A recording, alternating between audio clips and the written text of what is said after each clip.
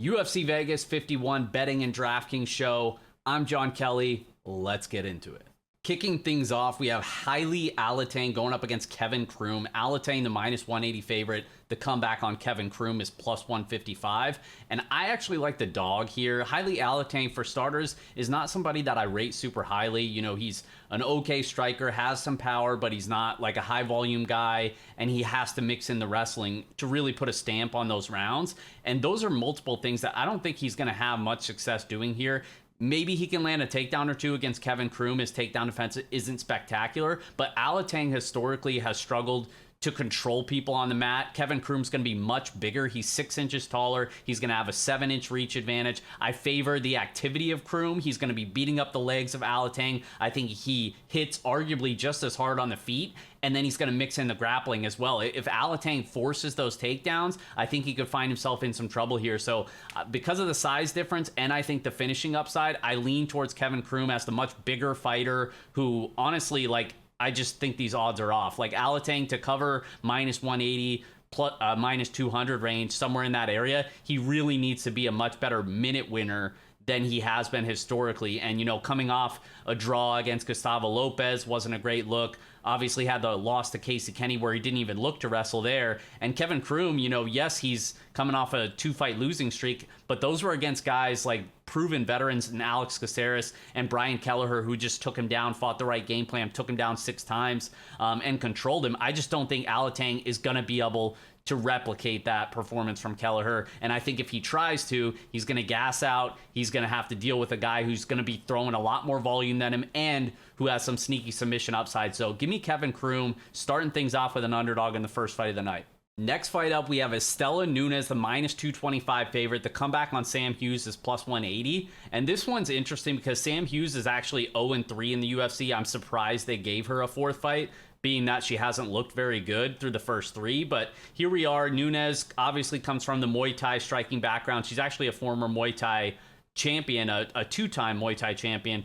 So she's obviously got the striking accolades. We saw her, you know, coming off a sizable layoff in her last fight. She was coming off like a 2 or 3 year layoff. Didn't look great against Ariana Carnelosi. She ended up getting submitted late. She looked good early. The striking was there, but you want to target people against her who you know can mix in those takedowns and mix in the grappling. I just don't think Sam Hughes is that person. Like Sam Hughes, historically pretty low volume. She's an okay striker, but you know, she's outclassed in that area in this fight. And I think Nunes honestly just styles on her. Hughes has never landed a takedown in the UFC. She's attempted, I think, 3. Not a very good wrestler, not a great grappler either. So she's just not the fighter stylistically that I want to target someone against Estela Nunes. So I like Nunes. I think Nunes wins a decision here. And I think minus 110 for a decision is not bad at all, because when you factor in the money line is minus 220, like there's really no reason the decision prop should be half of that, right? Because Nunes, historically, not a super great finisher. And Sam Hughes, yeah, she was finished against Tisha Torres, but that was like the biggest fluke of all time. I don't see a finish here. So I say Nunes by decision. In terms of DraftKings, we have 14 fights this week. So I'm just not going to lock in on these fights where I'm expecting it to go the distance and I'm not expecting a ton of takedowns or, you know, high grappling exchanges where we can rack up those points, right? So I'm pretty much fading this on DraftKings. We'll say Nunes by decision and we can move on. And up next, we have Trey Ogden making his UFC debut. Trey Ogden comes in as a minus 135 favorite. The comeback on Jordan, the monkey god Levitt, is plus 115. This is a fight that I am excited about because we have 2 guys who love to grapple. They're both pretty good offensively. I would say Ogden is a little bit more sloppy defensively in those grappling sequences, but he should have the striking advantage here. You know, he's definitely more of a grappler. I think 11 of his 17 wins have come by submission, but now he's facing a guy in Jordan Levitt who is literally just a one-dimensional grappler. So it's interesting to see what kind of game plan James Krause and the folks at Glory MMA come in with. I think they'll come in with the right game plan, which I'm not saying he's not going to grapple at all, but I'm just saying I would think he'd want to keep this fight on the feet more, just because I do think that that's probably the biggest advantage in this fight is his striking. I think he's the better striker. Jordan Levitt does not have much in the striking category. He just kind of awkwardly moves forward, you know, that knee up, sort of that Diego Ferreira knee up, close distance, try to go towards that grappling. And like I said, I do think it's possible he catches a submission here just because Ogden does get a little sloppy on the mat, and I do think Ogden's just so comfortable with the grappling that the fight probably gets there at some point. But I have to go with Ogden just because I think the striking difference is such a big factor here, and it's not like he's completely dead in those grappling exchanges either, right? Like he's probably got better ground and pound. He does have a couple slick submissions himself. So I like the Trey Ogden side. I haven't bet Trey Ogden, but I do have some interest there. I am considering a bet on him, minus 135. I keep going back and forth though, because it's probably somewhere, maybe I make Ogden a slightly bigger favorite, but it's all contingent on if he fights the right game plan. So it's kind of like you're betting on James Krause and company to come in with the right game plan, which more times than not they do. But I just got to figure out if I want to put my money there. I also don't mind fight ends by submission. I think you can get that at a pretty decent number across the industry, just because, like I said, both of these guys love to grapple. Both of them are liable to find a submission, and Ogden specifically is liable to get subbed. So it's going to be a fight on DraftKings that I want both sides of, just because I do think there is upside on both sides, and we've seen Levitt in the past put up some big scores, and he's priced under 8K on DraftKings, so we are going to need one or two of those underdogs. I think he could be a slight underdog that maybe comes through for us if he does win. I think he scores well, one of those. So I lean Ogden. It's probably like a 60-40 split in favor of Ogden, with the contingency that if he fights the right game plan, maybe it gets closer to 70-75 in favor of Ogden. So I like Ogden. I'm hoping Ogden wins by knockout. I'm going to have more Ogden, but it's not going to be a full situation where I full fade the other side in Levitt, because I do think he has upside in victory as well. So we're going with Ogden, but across 20 lineups or so, or across 10 lineups, say I'm targeting this fight in every single one, I'd probably go 6 or 7 Ogden, 3 or 4 Levitt. And up next in the heavyweight division, we have Martin Bidet going up against Chris Barnett. I don't know if Bidet is the right way to say it, but I call him Bidet. He fought on Contender Series against Lorenzo Hood. That fight was pretty sloppy, basically what you would expect from two big guys who both have power. Lorenzo Hood was actually having some success early in that fight, but he's just a guy that always wilts under pressure, or once he has the first sign of adversity, he looks for a way out, and that's exactly what happened. Like, he totally gassed out. Bidet had him up against the fence, was really close to finishing the fight with just knees up against the fence, groin strikes. So it was kind of a funny fight. Bidet's not somebody that I rate super highly. I believe I had a small bet on Lorenzo Hood on Contender Series just for that reason, in that Bidet is your typical heavyweight powerful guy, but not overwhelmingly powerful. Doesn't impress me in really any area. But then on the flip side, Chris Barnett is an undersized heavyweight. Yes, he's athletic. He's like a Taekwondo specialist. He had the spinning back kick knockout over John Volante, but let's be honest, how often could we rely on those type of things? I do favor Bidet here, but it's not because I think Bidet is very good, because I don't. So this is another situation where I'm gonna have interest in the underdog on the simple fact that I don't think Bidet is really that talented, and I don't think Barnett is either, but I could just see this being a sloppy fight, a high variance fight where either guy can win by knockout. So I'm obviously going to take, basically my approach is going to be whatever the field does with this fight, I want to do the opposite. If Bidet becomes chalk, I'm going to be overweight to Barnett. If this fight becomes low owned and people don't want to play it on DraftKings, well, then I want to be overexposed and just hope for a first round knockout. If this does become a super popular fight later in the week, then maybe I just go underweight and just hope for one of those sloppy decisions where nobody scores well and we just see a lot of cage push, no early finish materializes, and both of these guys bust.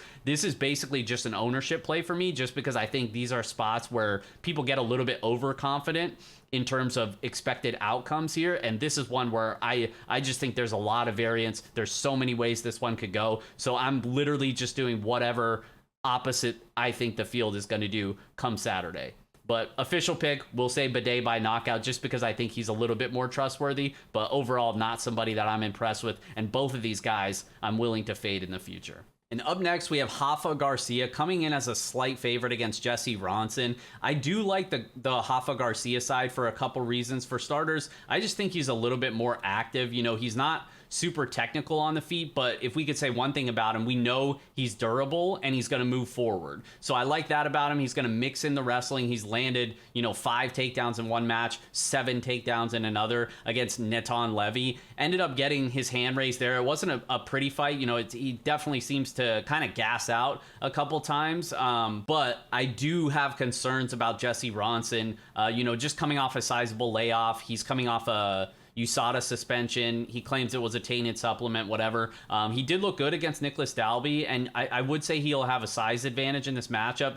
He's previously fought at 170 in the past a couple times. Rafa Garcia, this is his first time moving up, so I do like that for him, but I just don't think he's a good minute winner. He might be a little bit more technical on the feet, and I do think he's the better submission grappler, but I just think he probably needs to rely on a big moment or potentially a finish in order to win this fight, and those are guys where I'm always just going to want more exposure to them on DraftKings as opposed to just betting them. And if you are going to bet them, you should just bet them inside the distance. I'm not going to. I probably lean closer to the Rafa Garcia side just because I'm a sucker for high output guys who are going to mix in the wrestling, and I do think he has multi-takedown upside in the spot. I just think he has to avoid a submission by Jesse Ronson. So hopefully he doesn't gas out, land a takedown, and get his body snatched up by Jesse Ronson. If he doesn't, then I think he gets his hand raised. So the official pick is Rafa Garcia by decision. I do have some interest, like I said, on both sides on DraftKings, just because in a victory for Garcia, he lands multiple takedowns, has that high activity, and probably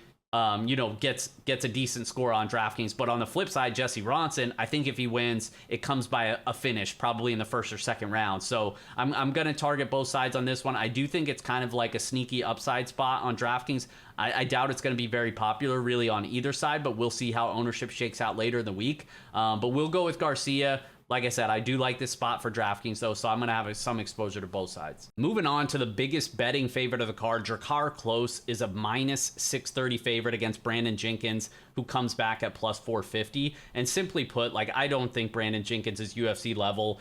He hasn't really shown me anything that to say that he belongs at this level, and this is just a difficult spot for him, right? He's coming off a knockout to Zhu Rong, who a lot of people don't rate very highly, myself included, and now he has a matchup against Drakkar Klose, who's just a better striker, a better wrestler, and who has better durability as well. So it's just a really tough spot for him. I get why he's such a big underdog here. I don't really have any interest in him.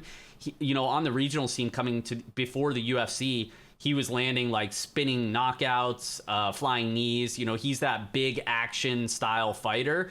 And we've seen it time and time again, more times than not, those type of finishes, it just does not translate to the UFC. You're fighting guys that are much better. Maybe that's going to work against the lower level fringe UFC guys that are on the bottom of the roster, but that's not Drakkar Klose. He just went life or death with Beneil Dariush. I just think he's better wherever this fight goes. And historically, he's more of a decision fighter. If this goes the distance, Brandon Jenkins, aside from this being a bad matchup, he's just not a good minute winner historically over the course of his career. He's only 2-5 in fights that go the distance, and now he's supposed to win rounds against Drakkar Klose, who just went life or death, like I said, with Beneil Dariush, an easily top 5 guy in this division. There's better dog spots on this card. I know it's a big price tag, but I have zero interest in Brandon Jenkins. The better conversation, I think, is can Drakkar Klose pay off that expensive DraftKings salary? Because you look at the slate, he's the most expensive fighter on DraftKings, and there's not a ton of super expensive people in that upper 9K range that we really trust or that we think have a ton of upside this week. So it's kind of an interesting slate because we have 14 fights. So you're probably going to have some salary to play with, but there's almost nobody that you want to pay up for. So I think that's a key decision point is who are you going to pay up for in this upper 9K range? And I honestly don't think Drakkar Klose is that guy. I do think he could win by knockout, but if he does, I think it probably comes later or potentially just a dominant decision where he doesn't crush his score. So it's him, Myra Bueno Silva, who we'll talk about later. There's multiple people, Estela Nunes up here, Pani Kianzad, who we'll talk about. They just don't have a ton of upside. So Drakkar Klose, I like him better than a couple of those people I mentioned, but he's not going to be up there with Pat Sabatini and other people in the upper 8K range that I like. quite a bit. So the pick is Drakkar Klose. I think he probably dominates here, but in terms of DraftKings, I'm probably going to match the field or come in under depending on where ownership shakes out. But more than likely, it's going to be a fight that I don't have a ton of action on come Saturday. And speaking of Pannie Kianzad, she comes in as a really big favorite as well on this card against Lena Landsberg. But I think it's warranted here. I don't really see a case in Lena Landsberg. For starters, she's coming off over a 2-year layoff. She last fought Sarah McMahon in January of 2020 in a fight where she literally landed one significant strike over the course of 15 minutes. Now she's 40 years old, coming off the couch. I just don't have a ton of confidence that she could even make this a competitive fight. And then on the flip side, Pannie Kianzad has a solid skill set. She comes from a Muay Thai striking background. I think she's the better output fighter in terms of the striking numbers. I think she's going to land a lot more often than Lena Landsberg here. I think she's going to clearly be winning the striking minutes on the feet. And then in terms of, maybe Lena can come in and wrestle.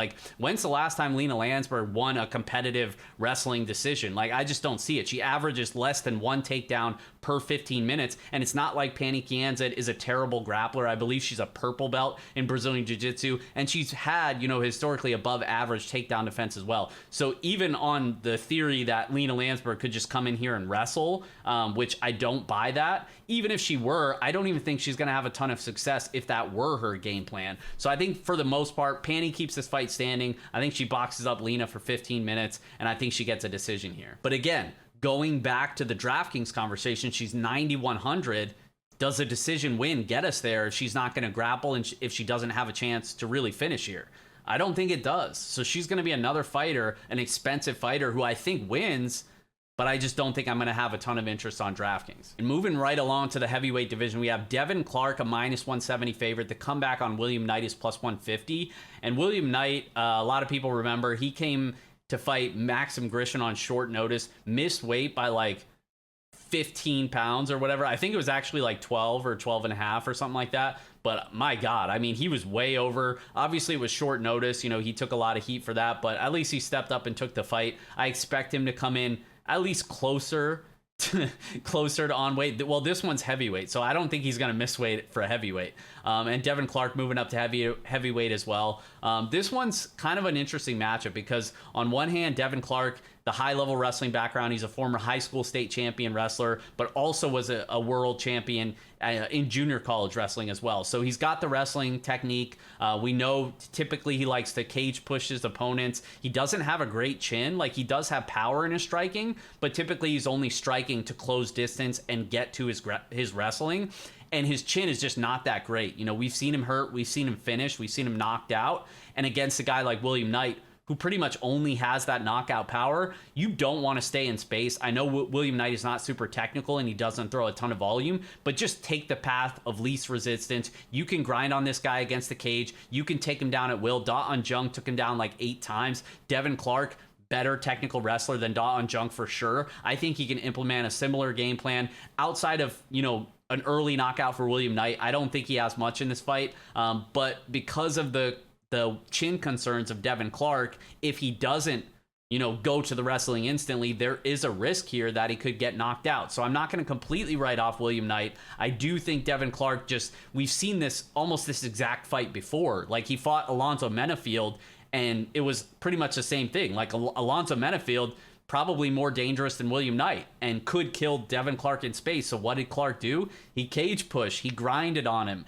And obviously Alonzo Menafield, I think, is more inviting to those clinch scenarios than maybe William Knight is. But regardless, I think Devin Clark's going to get the fight where he needs to. I think he's going to come in with the right game plan, and I think he gets his hand raised. So we're going Devin Clark. I do have some interest on DraftKings just because I think multi-takedown upside is going to be there for Clark, and I think he's relatively safe here. But I'm not going to completely fade William Knight just because if he does win, it's coming by an early knockout more times than not. But we're going with Devin Clark here, likely going to be overweight to Devin Clark on DraftKings. Up next, we have Moner Laziz coming in as a sizable favorite, a minus 215 favorite against my guy, Angel Luis, who's stepping in on short notice. You guys might recognize Angel Luis. He fought on Dana White Contender Series. He faced Jack Della Maddalena in what was one of the better fights of the entire season. And I had a pretty big bet on Angel Luis. Didn't end up coming through, but I still rate him pretty highly. I was pretty high on him in that matchup. I think I didn't get what I saw from him wrong. It was more of I underrated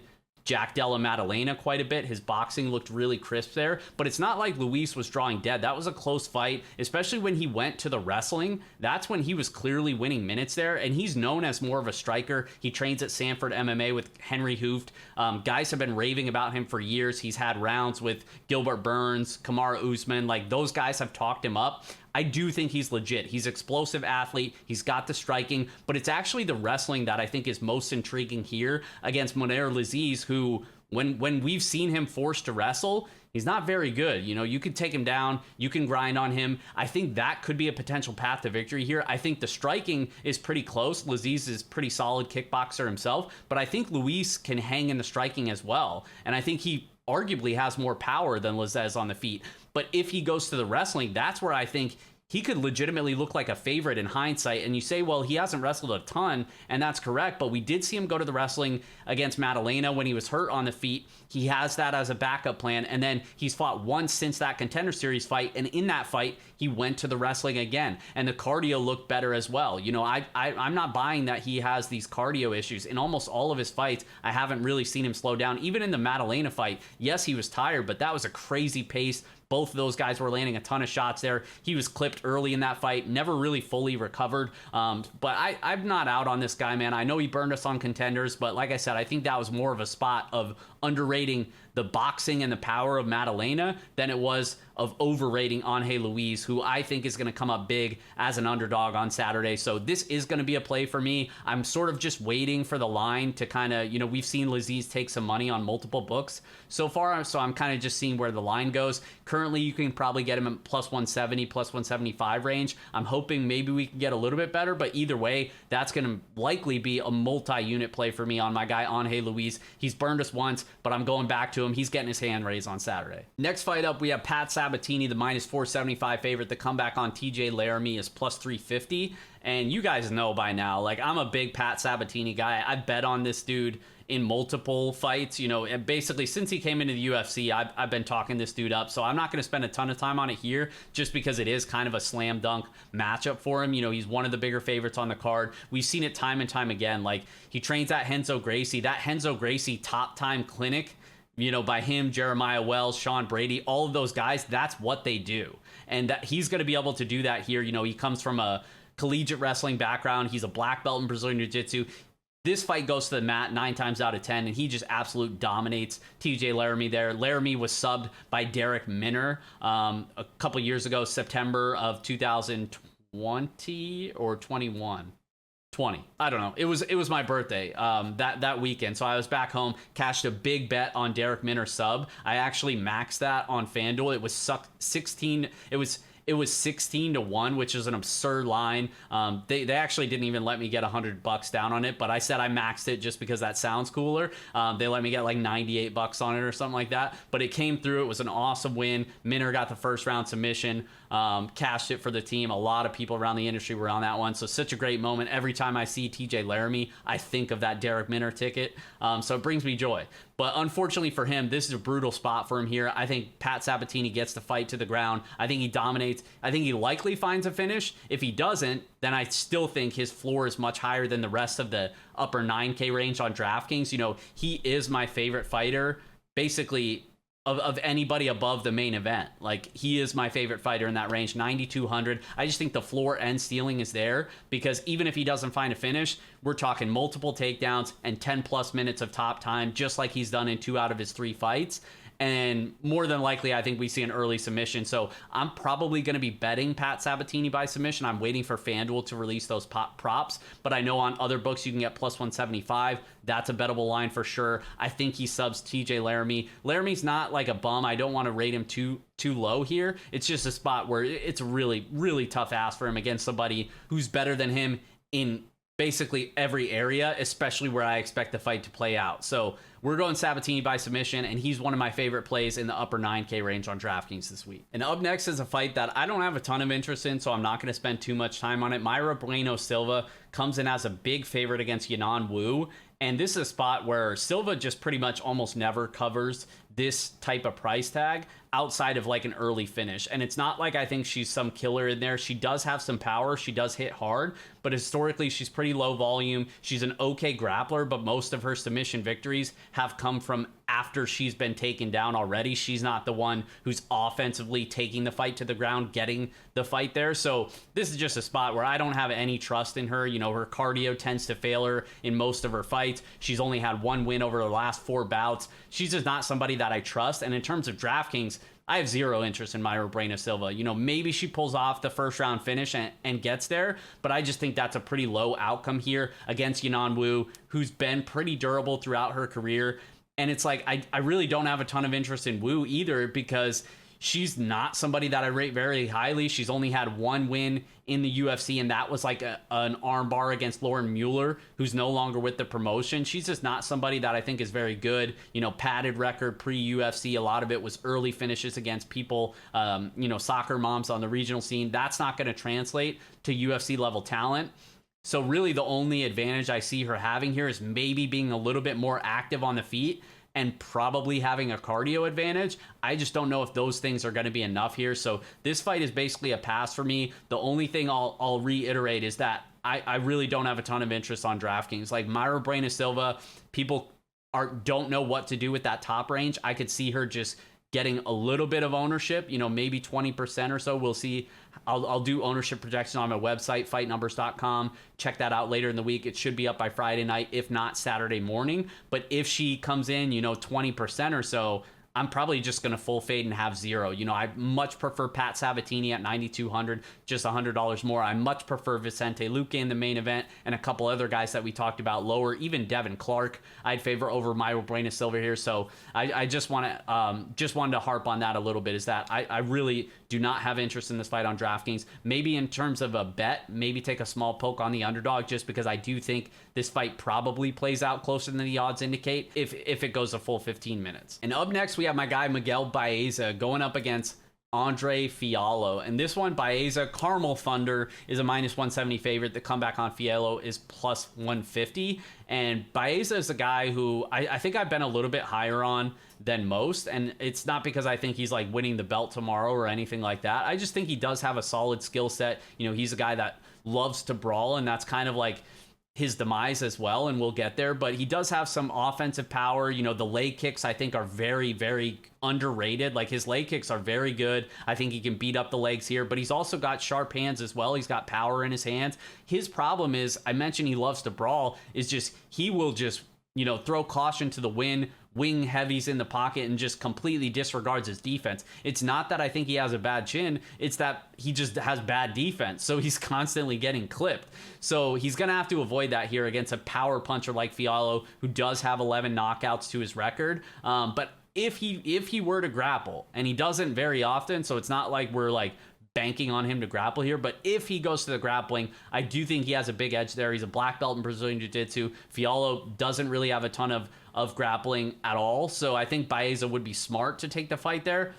But because he's a brawler, I doubt he does. I don't really put much stock into him doing that, which is why I'm probably not going to bet him at this number. But I do think this is a fight we want interest on DraftKings, because I do think we see a finish here one way or the other. I think more than likely Baeza is the one who finds a finish, but I'm not writing off Fiallo, a guy who does have power, going up against somebody like Baeza who does have defensive issues, and we have seen him hurt, we have seen him finish before.